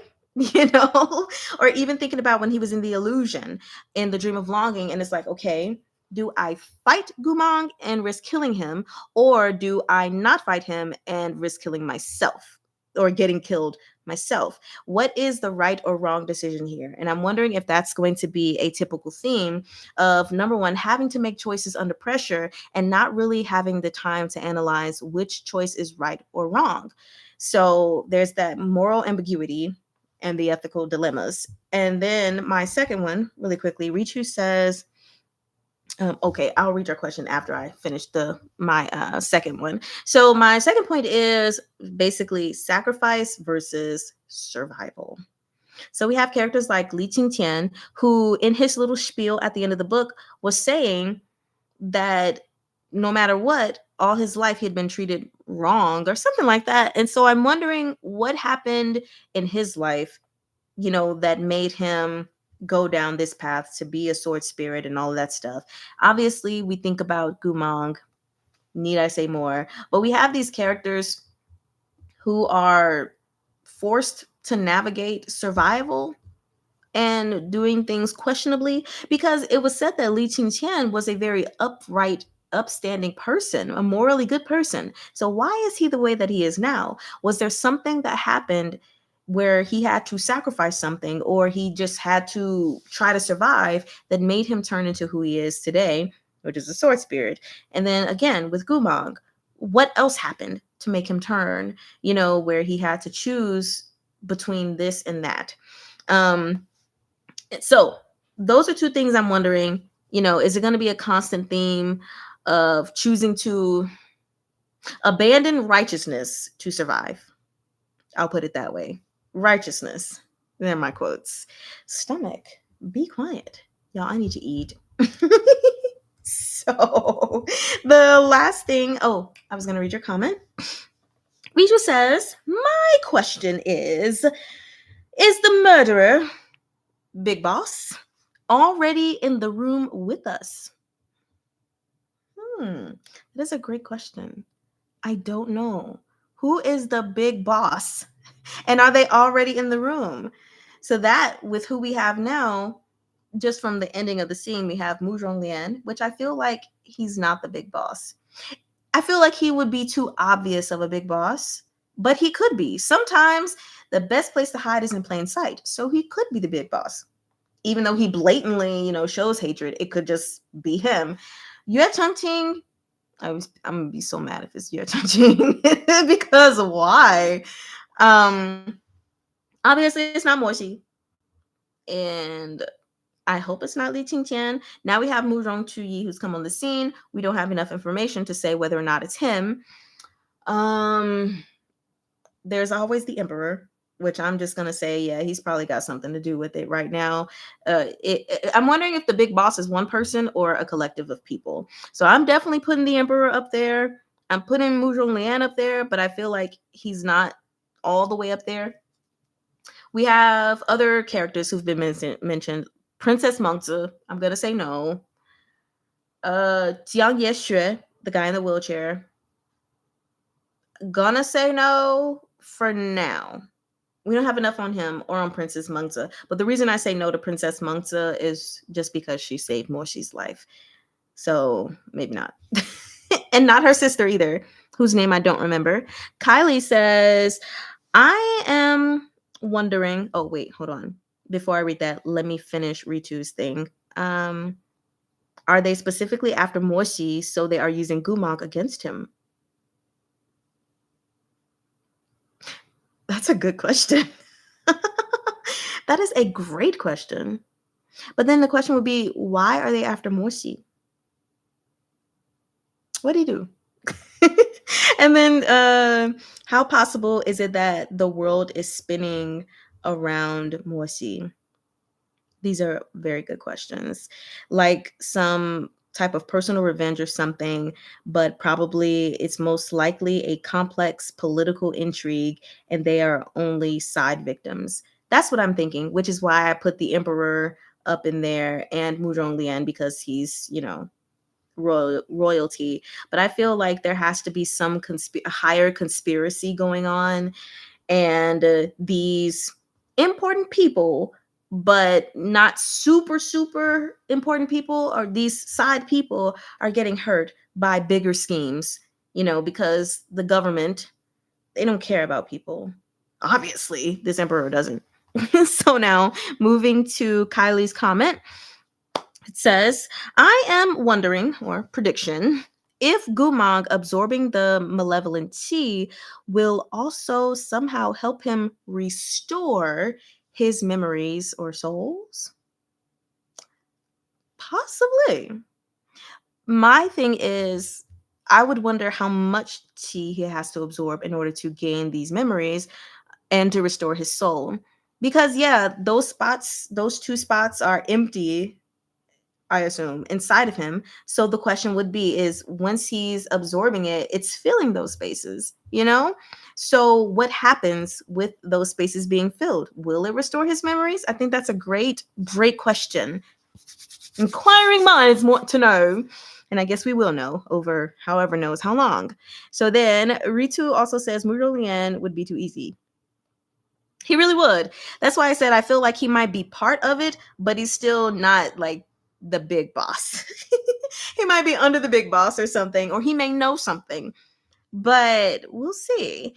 And maybe they are near us, but we don't know the name yet or something. I mean, I have trust issues after Arha, so I'm looking for the culprit. Definitely. Let me go back to the characters really quickly to see all the characters that have been mentioned and just say their names and see. So obviously it can't be Morsi or Gumang, Muzhong Lian, the Emperor, who is Chun Shang, and then Jiang Yexue, which is Yue Chengqing's older brother, by the way, again, who was basically disowned from his family. So right now he seems, I mean, we only saw him for a moment. He seemed like a pretty nice guy in a wheelchair. I mean, that's pretty much it, right? Yue Chengqing, Muzhong Chuyi. We also have Li Wei, who is Morsi's servant or housekeeper, if you will. I don't see anything with that, but who knows?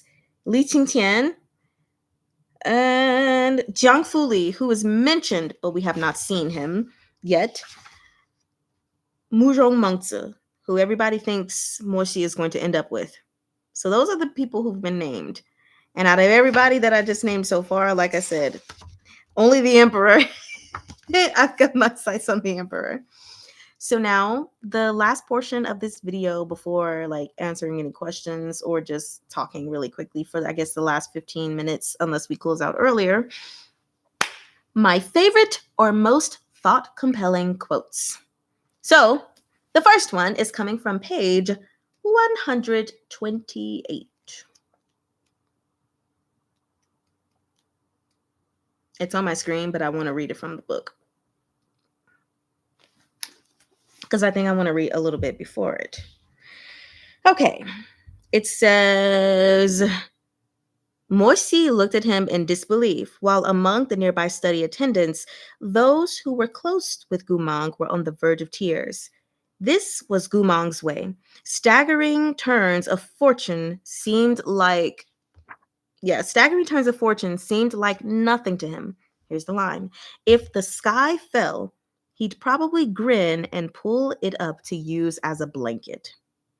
That line stood out to me because, number one, it shows how he's able to find the good even in bad circumstances and, try to make use of something in those circumstances. Like, okay, well, this bad thing has happened, but here's what we can do. The other thing it made me think about, though, was that even though he is pulling up the blanket of the sky as a blanket to he's using this sky that fell as a blanket, it makes me wonder if he's burdening himself, which would fit his character, because those who are compassionate often have compassion fatigue. And he's definitely been placed in scenarios where the sky was falling and he was trying to lift it up, lift that burden and try to get things the way that they should be. And it wasn't working out. prime example, obviously, so far, being that the sky was falling when the emperor would not give those warriors their names in a proper burial. And he was trying to forget that, and he couldn't. But again, if the sky fell, he'd probably grin and pull it up to use as a blanket. I wonder if that's also a metaphor for him taking on too much and burdening himself in doing things that he can't handle alone. Stacy says, Gumang, king of resilience and sacrifice. Yeah. So then my next favorite phrase comes from page 212.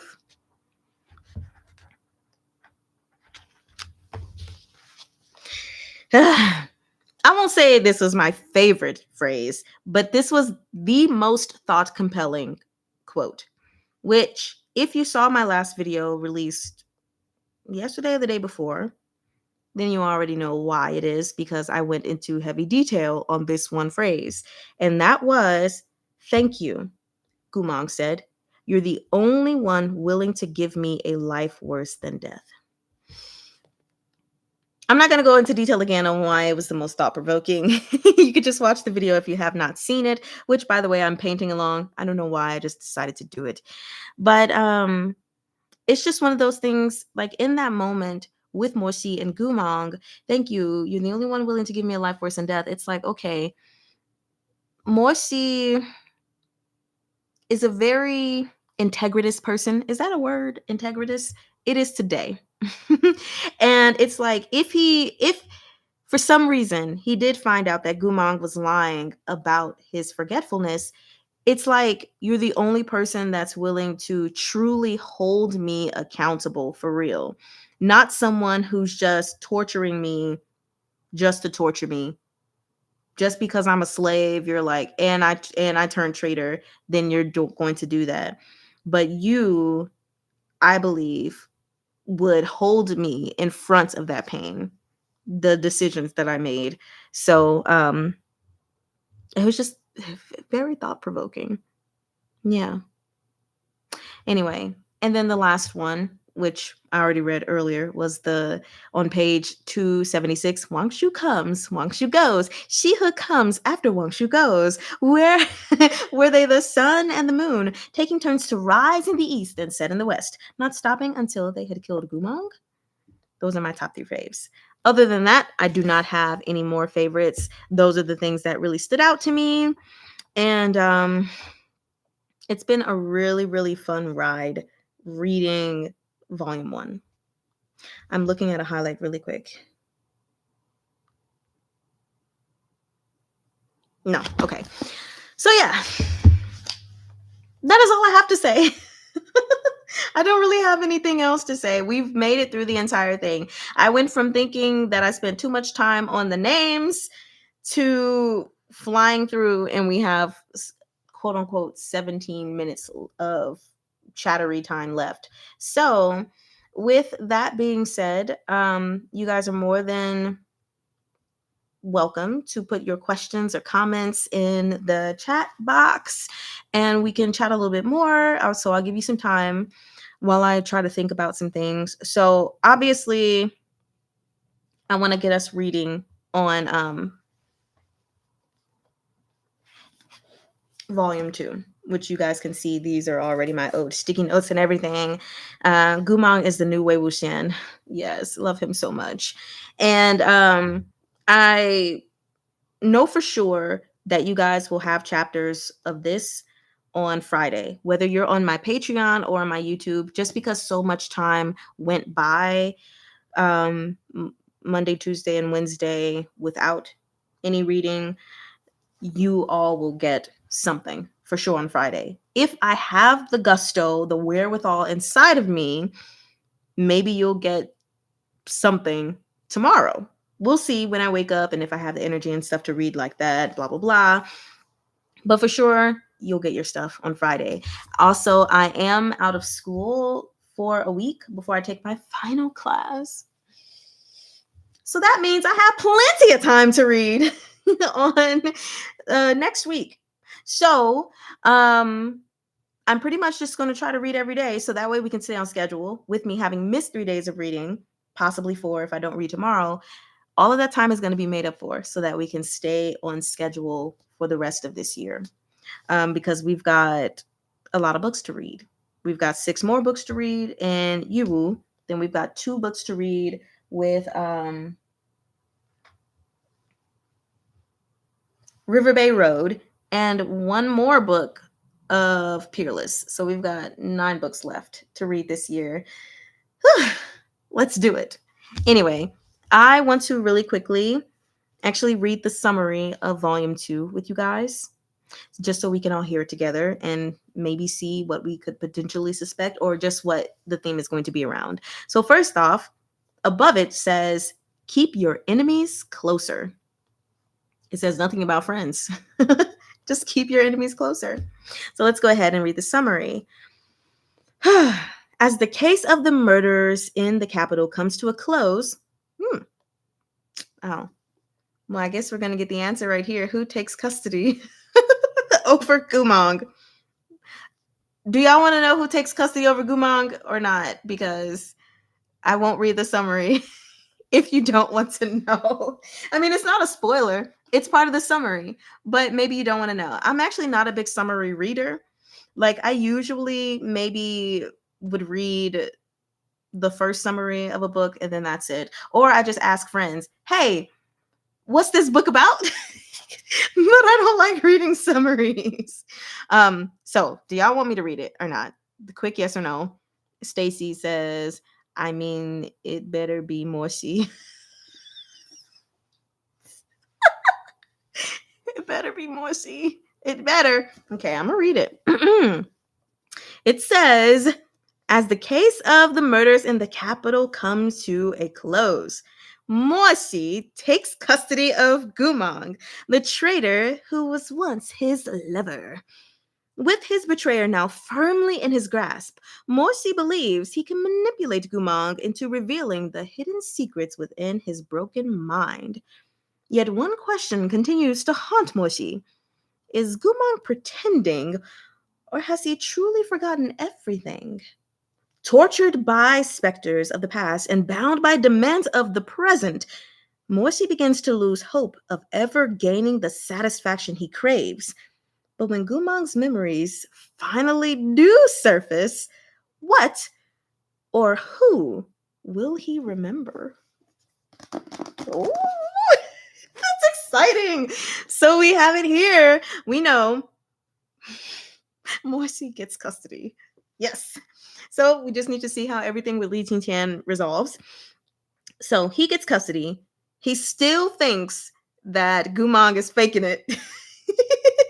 And he's trying to poke his brain to see if he remembers or not. And then we know here that we are going to get Gumang obtaining some memories. So what memories? How many memories? I need to know what memories, because, they can be from anything. Are they going to be painful memories that he's going to have? Are they going to be spicy memories that he's going to have? Are they going to be happy moments? I'm intrigued. And then here's the cover.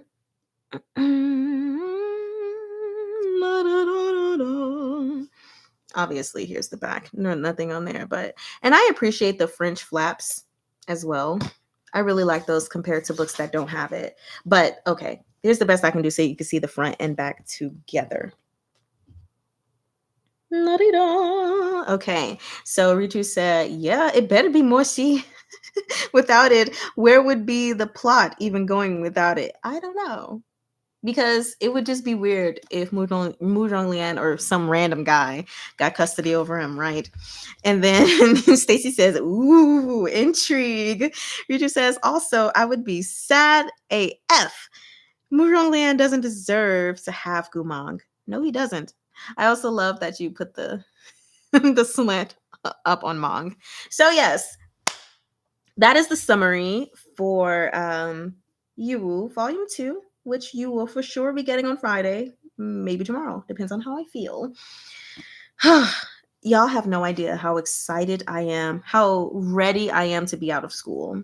Because when I first started this channel, I was technically still in a class, but it demanded less of my brain. Like, I just submitted a 22-page paper um for my last class. These last two are requiring so much thought, so much reading, and so much writing that my brain is just like, please, I don't wanna.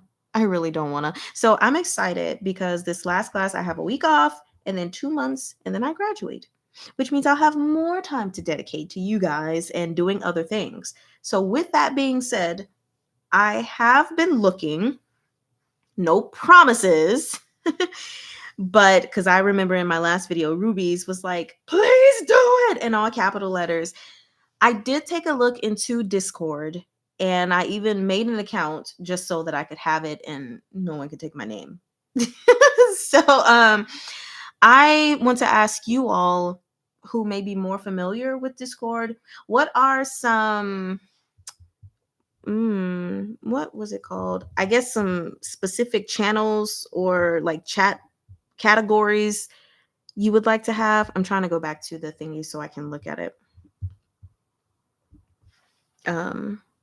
Yeah, channels. What are some specific channels that you guys would like to have within it? Because it seems like, you can have many different sections. So it's not just one chat for everything Danme related, but they can be broken down, to if you want them broken down by authors or by certain books, or, just you guys just let me know what it is that you want, because it's something I'm looking into to possibly launch sometime next year. Not saying right away next year, but sometime next year. Also, with me doing something like that, again, as the platform gets bigger, because you guys, we are already is like barely a week and a half. And we went from 800 subscribers to 853. So we're almost at 1,000, and it's getting more and more and more people. And it's going to be hard for me to manage by myself. So I'm already putting out there for you guys if some people would like to be moderators, or I'm sorry, Stacy said it's 8:55. Hey, okay, 2 people. Welcome. Okay. I'm not going to be able to manage all of that by myself. But one thing I don't want is for me to have a platform up where I'm not like paying attention at all, or don't have anyone paying attention at all, because things can happen. I don't want people posting things that they shouldn't be, or any cyberbullying and stuff like that, or things that may be uh, inappropriate. And I mean, beyond like smut and stuff. I mean, truly inappropriate things, things we should not be posting. So just keep that in mind as well, because I am paying attention to the people who are constantly like commenting and stuff like that. I might have to ask if y'all really want a Discord. I'm going to ask some of you guys, like, hey, based on what I have personally seen, are you someone who would like to, moderate that or be looking into that, whatever it entails? I don't really know. But I just want to put that out there because I can't do it by myself. I can't do everything. I'm already on here and Patreon. And yeah. The other thing that I wanted to mention is for those of you who are on my Patreon, well, you've already gotten the notification today. Stars of Chaos Volume 1 is on there. But each week, starting I think last week, I had started putting Thousand Autumns on my Patreon so that you guys can listen to it on Spotify or any other channel, which of course you only get access to that if you're on Patreon, and then you can copy the RSS or something and put it on any podcast app. And now Stars of Chaos is starting to get put on there, just revealing like one volume per week. But slowly but surely, I'm going to try to just put everything that I've already put on here on there.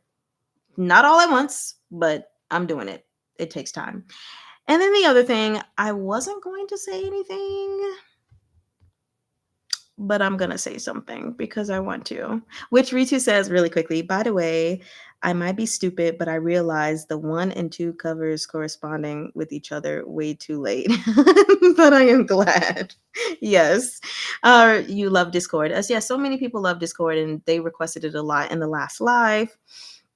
Should be NSFW channel only for 18 plus. I think I already have it set to that. NSFW. I mean, people could lie about their ages and stuff, but I've set it to that just as a parameter. But yeah, when I said inappropriate things, I didn't mean necessarily NSFW stuff.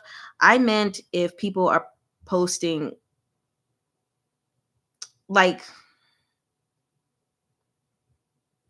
bad things they shouldn't be.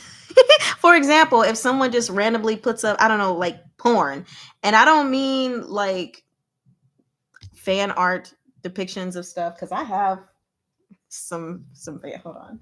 I wonder if I can grab it. But I mean, like, if someone literally were to put like a porn link or something, or showing images of underage kids, I mean stuff like that when I say inappropriate. Because sometimes people do that, or we live in a world where there are so many spam accounts and everything made. I'm trying to show you guys something. Hold on. Come on. This book that I bought that has NSFW content. If you don't know what lies beyond this cover, oh God, it's some juicy stuff in this cover, and it's by Nine Moon or Nina Moon. I don't know if it's English or not, but this book, it's got some pretty delicious art in it. I'm trying to see if there's anything I feel comfortable with showing, but I don't think so. Nope.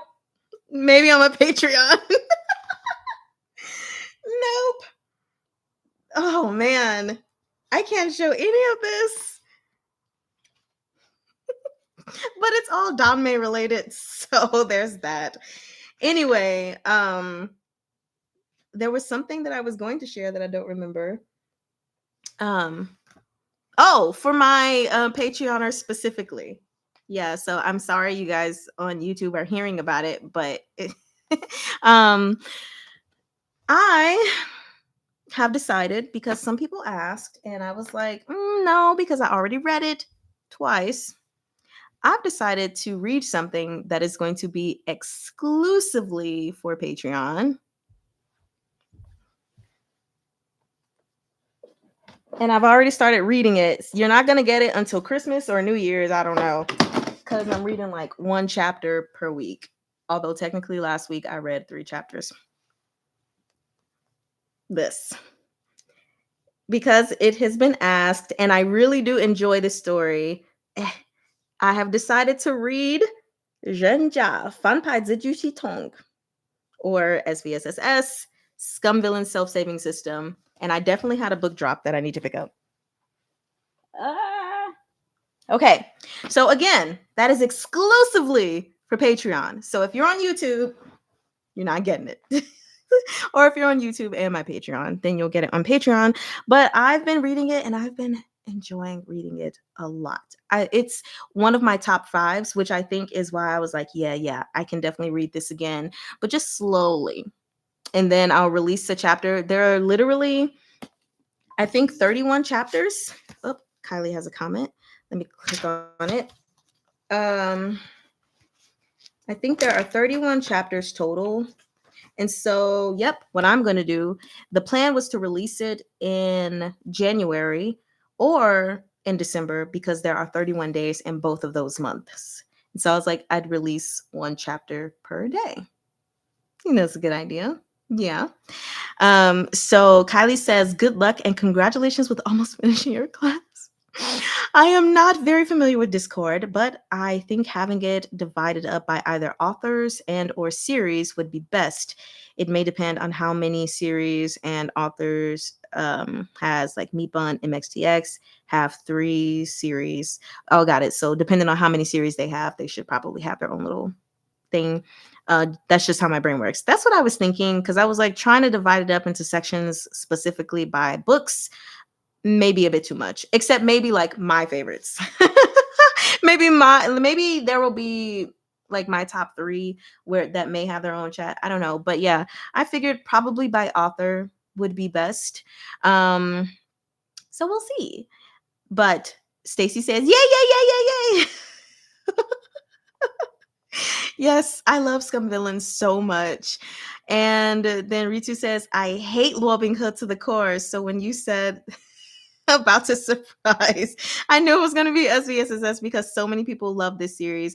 You know what? To be honest, I'm not a huge fan of Luobing Hood, but I really do like their story, more so because of all of the many different themes that were within it, which I'm taking extensive notes on SVSSS as I read it. So that way, when I'm done, I can have kind of a recap for the entire series.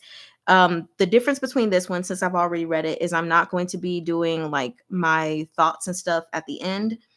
I'm literally just reading through for you guys. And then I will make a video just saying like why you should read SVSSS. But there are so many deeper themes within SVSSS why I want to read it again. It's crazy because I'm not a fan of Luobinghe. And technically, out of all of the relationships between the Danmei series, I would probably say that Bingchu falls within my least favorite. But they are not why I'm reading it. Is that weird? That must be weird. I don't know. There are some things that are very important for me. So Stacy says, love it. Ritu says, I don't know official translation, so of course I'm gonna listen. Oh, you haven't even read the official translation. Well, maybe this it will make you like it a little bit more. Or a lot of bit more. I really, really like it. Not that I like Luobing He, but I really, really like the story. And then Jasmine says, I love it. It was my first introduction to Danmei. Yes, it was my third, I believe. Yeah. And then Ritu says, yeah, I really appreciate how MXTX did this series. It's interesting. And I love Shang Qing Chu. I do love his character. And side characters are also cool. Oh, let me say, I love Shang Yuan. Maybe not Shang Qing Chu. But then Kylie says, ooh, and excited for Scum Villain. I am about to start the last book. Nice. Very, very nice. So yeah, that is what I wanted to share with you guys. I wasn't going to say anything just in case I decided to stop somewhere along the way. But I feel like if I say something, then I'll be held accountable. I just have to decide if you will get it in December or January. It depends on how quickly I'm able to go through the chapters in these next couple of months, honestly, with me still reading everything else. So I guess we'll see. Otherwise, I think I have officially said all that I need to say. Sorry, I feel like YouTubers, you're always getting announcements that might specifically be for Patreon, but we are all live together in this moment. Obviously, with us starting a new series and this month is already halfway over, we will be meeting live on Patreon for another live reading this month. Probably will be next weekend. Yeah. It's not going to be this weekend because I haven't given people enough time. So just mark your calendar for August 30th, 10 to 12 p.m. EST, whatever time that is for you. That way we can still have those 2 live sessions a month. And again, for anyone that wants to join, you're always welcome over there. It's $3 a month or $2 if you get the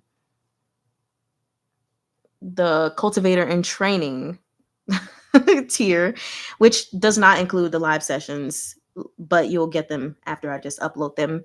Anyway, yeah, I think we're really, really good now. So I will give you all just a couple seconds to see if anyone has something to say while I put these books back. And if not, then we will sign out. Wait. Yes. Okay.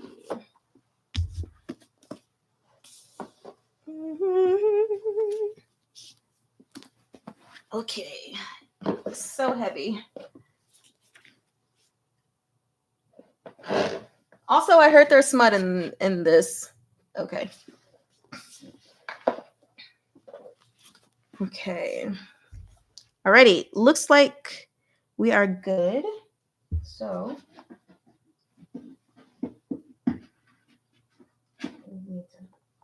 hide that book from prying eyes. He said the talk was fun. Okay, that's good to know. Because this is something that I was thinking about doing for each volume. So just so we can discuss that one and then have a bigger video at the end. Maybe not as long or maybe just as long. But I think it's cooler to break down each book at a time. Of course, for anyone who's never read the series before, there may, there are going to be spoilers, but some people don't care about spoilers. I do. But if I hear spoilers, they don't ruin a story or a movie for me because I still need to see the progression of how everything happens. So I think this is really good for anyone who is wondering, like, do I want to read YUWU? Yes or no? So anyway, it's been fun chatting with you all. I hope you have a wonderful day or a wonderful night. You are most welcome, Ritu. And yes, I'm glad you got to clean your house. I'm so glad that I helped you clean your house. And you all enjoy the rest of this day, however much of it may remain. Have a beautiful sleep if it is nighttime for you, like it is for me. I need to eat, even though it's a little too late for that. But yeah. I Neiman. And so do Shelian and Hua Chong. They love you as well. He said, "Thank you, Mari, for making this place for us. You are most welcome. I am happy to have made this place for you all. It's something that has been a great pleasure and enlightening for my life. So I'm happy. Anyway, that's why I don't keep rambling. I already said well I Neiman. So that means I can't talk after I say well I Neiman. Well I Neiman. Okay. Bye-bye. Lovely hearts.